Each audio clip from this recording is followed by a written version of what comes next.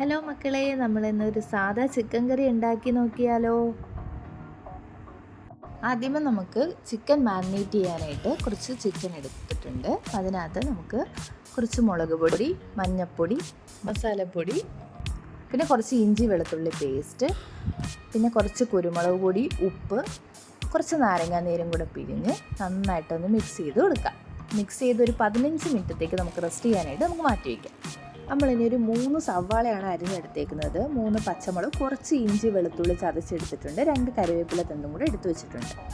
ഇനി നമുക്ക് കറിക്ക് ആവശ്യമുള്ള മസാല എടുത്ത് വയ്ക്കാം. അതിനായിട്ട് നമ്മൾ കുറച്ച് മുളക് പൊടി, കുറച്ച് മല്ലിപ്പൊടി, കുറച്ച് മഞ്ഞൾപ്പൊടി, കുറച്ച് മസാലപ്പൊടി, പിന്നെ കുറച്ച് ചിക്കൻ മസാലയും കൂടെ അഡീഷണലായിട്ട് നമുക്ക് ചേർത്ത് കൊടുക്കാം കേട്ടോ. അങ്ങനെ പാൻ നന്നായിട്ട് ചൂടായി വന്നിട്ടുണ്ട്. അപ്പം നമുക്ക് കുറച്ച് ആവശ്യത്തിന് വെളിച്ചെണ്ണ ഒഴിച്ചു കൊടുക്കാം. വെളിച്ചെണ്ണ ഒഴിച്ചു കൊടുത്തിട്ട് നമ്മൾ മാരിനേറ്റ് ചെയ്ത് വെച്ചേക്കുന്ന ചിക്കൻ കുറച്ചെടുത്ത് നമുക്ക് ഫ്രൈ ചെയ്തെടുക്കാം. തിരിച്ചും മറിച്ചിട്ട് നമുക്ക് നന്നായിട്ടൊന്ന് ഫ്രൈ ചെയ്തെടുക്കാം. നമുക്ക് മീഡിയം ഫ്ലെയിമിലിട്ടേ ചെയ്യാവൂ, കാരണം ഫുൾ ഫ്ലെയിം ആകുമ്പം നമുക്ക് ചെറുതായിട്ട് കരിഞ്ഞു പോകാൻ ചാൻസ് ഉണ്ട്. അപ്പോൾ അതുകൊണ്ട് നിങ്ങളത് ശ്രദ്ധിച്ചേ ചെയ്യാവൂ കേട്ടോ.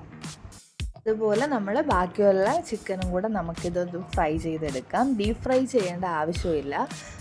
നമുക്ക് ഈ ചിക്കൻ നമ്മൾ ഫ്രൈ ചെയ്തെടുക്കുന്നതെന്ന് വെച്ചാൽ നമുക്കിത് ഉടയാതെയൊക്കെ കിട്ടാനായിട്ടാണ് നമ്മളങ്ങനെ ചെയ്യുന്നത് കേട്ടോ. അങ്ങനെ നമ്മുടെ ബാക്കി വരുന്ന എണ്ണയ്ക്കകത്ത് തന്നെ നമുക്ക് നമ്മൾ അരിഞ്ഞു വെച്ചേക്കുന്ന സവാളയും പച്ചമുളകും കൂടെ അതിനകത്ത് നന്നായിട്ടൊന്ന് വഴറ്റിയെടുക്കാം. അതിനകത്ത് നമുക്ക് കുറച്ച് ഉപ്പും കൂടെ ഇട്ട് നന്നായിട്ടൊന്ന് വഴറ്റി കൊടുക്കാം കേട്ടോ. ഇത് ഒരുവിധം വഴണ്ടി വരുമ്പോഴത്തേക്ക് നമ്മൾ ഇഞ്ചി വെളുത്തുള്ളി ചതച്ച് വെച്ചതും കൂടെ അതിനകത്തിട്ട് വഴറ്റി കൊടുക്കാം. അന്നേരം പച്ചമണമെല്ലാം നന്നായിട്ട് മാറിക്കിട്ടും. അങ്ങനെ നമ്മുടെ സവാളയെല്ലാം നന്നായിട്ട് വഴണ്ട് വന്നിട്ടുണ്ട് കേട്ടോ. അപ്പോൾ ഇനി നമുക്ക് ഇതിനകത്ത് മസാലയും കൂടെ ചേർത്ത് കൊടുക്കാം. അപ്പോൾ നേരത്തെ എടുത്ത് വെച്ചേക്കുന്ന പോലെ മുളക് പൊടി, മല്ലിപ്പൊടി, മഞ്ഞൾപ്പൊടി, മസാലപ്പൊടി, കുറച്ച് ചിക്കൻ മസാലയും കൂടി ചേർത്ത് നന്നായിട്ടൊന്ന് ഇളക്കി കൊടുക്കാം. അങ്ങനെ പച്ചമണം മാറുന്നവരെ നന്നായിട്ടൊന്ന് എല്ലാം കൂടെ മിക്സ് ചെയ്ത് എടുക്കാം. അതിനുശേഷം നമ്മൾ ഫ്രൈ ചെയ്ത് വെച്ചേക്കുന്ന ചിക്കനും കൂടെ ഇതിനകത്ത് നന്നായിട്ടൊന്ന് പുരട്ടിയെടുക്കാം. അപ്പം നമ്മുടെ ചിക്കനൊക്കെ നന്നായിട്ട് ഇതിനകത്ത് മിക്സ് ആയിട്ടുണ്ട്. ഇനി നമ്മൾ 2-3 മിനിറ്റത്തേക്ക് നമുക്കൊന്ന് അടച്ച് വെച്ച് വേവിച്ചെടുക്കാം. അതിനുശേഷം നമുക്ക് ഇതിനാവശ്യത്തിനുള്ള വെള്ളം ഒഴിച്ചു കൊടുക്കുക. അപ്പോൾ ഞാൻ ഇതിനകത്ത് 1.5 കപ്പ് വെള്ളമാണ് ഒഴിച്ചു കൊടുക്കുന്നത്. അപ്പോൾ നിങ്ങളുടെ ആവശ്യത്തിനുള്ള വെള്ളം നിങ്ങൾ ഒഴിച്ചു കൊടുക്കുക. എന്നിട്ട് നമുക്ക് ഒരു 5 മിനിറ്റത്തേക്ക് ഫുൾ ഫ്ലെയിമിൽ ഇട്ട് തന്നെ വേവിച്ചെടുക്കാം. അപ്പോൾ നന്നായിട്ട് കറി തിളച്ച് വന്നിട്ടുണ്ട്.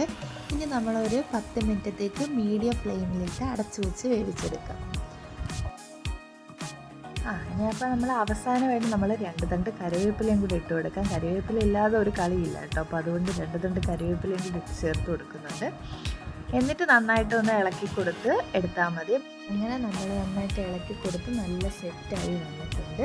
ഇനി നമ്മുടെ ചോറിൻ്റെ കൂടെ ചപ്പാത്തിയുടെ കൂടെയൊക്കെ കഴിക്കാൻ പറ്റുന്ന കറി തന്നെയാണ്. അപ്പോൾ എന്തായാലും എല്ലാവരും ഇത് ട്രൈ ചെയ്ത് നോക്കുക. അപ്പോൾ നിങ്ങൾക്ക് ഇഷ്ടമായെങ്കിൽ വീഡിയോ ഷെയർ ചെയ്യുക, ലൈക്ക് ചെയ്യുക, സബ്സ്ക്രൈബ് ചെയ്യുക. അപ്പോൾ നെക്സ്റ്റ് വീഡിയോയിൽ കാണാം. ഓക്കെ.